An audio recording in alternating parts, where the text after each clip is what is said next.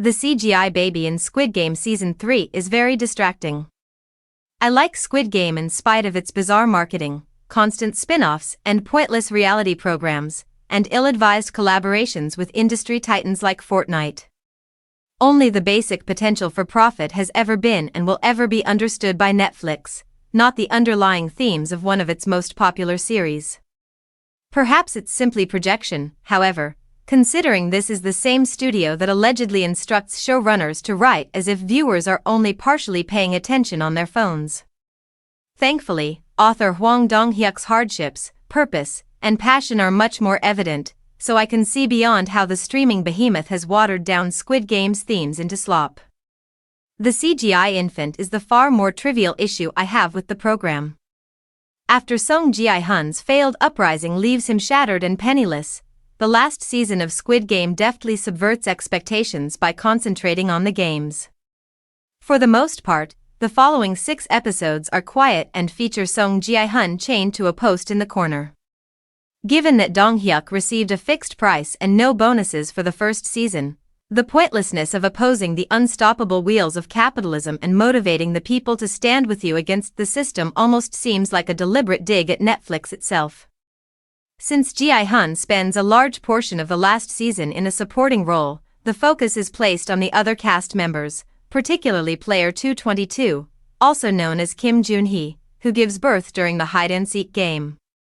It's a moving, if clumsy, message about how we are born into situations that are completely out of our control and the violence and indifference that even the most defenseless members of society must deal with.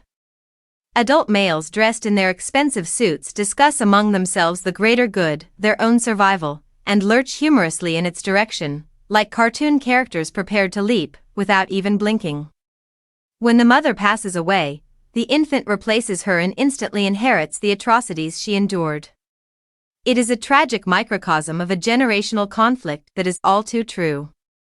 However, the obtrusive nature of the CGI undermines every moment with the infant.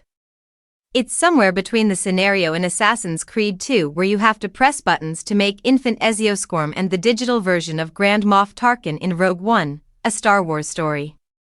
Watching its mother, the original player 222, and the elderly matriarch player 149 hold what appears to be a video game character during some of the show's most poignant scenes is particularly upsetting.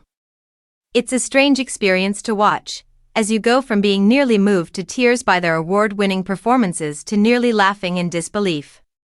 I'm not clear why Netflix chose this approach for Squid Game instead of just casting an older infant and asking viewers to suspend reality for a moment. That would be much simpler than making amends with a small golem. If not, they may have employed a doll, as is already the case in several of the show's scenes. The actors sell it, therefore it doesn't matter if there isn't a real baby beneath that garment.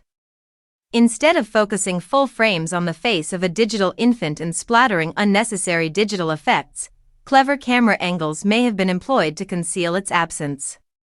Despite a distributor and intellectual property owner actively fighting against it, Squid Game's final season is a masterful conclusion to this 4-year tale, crafting a storyline that has never been more current while still finding something significant to say after 3 seasons.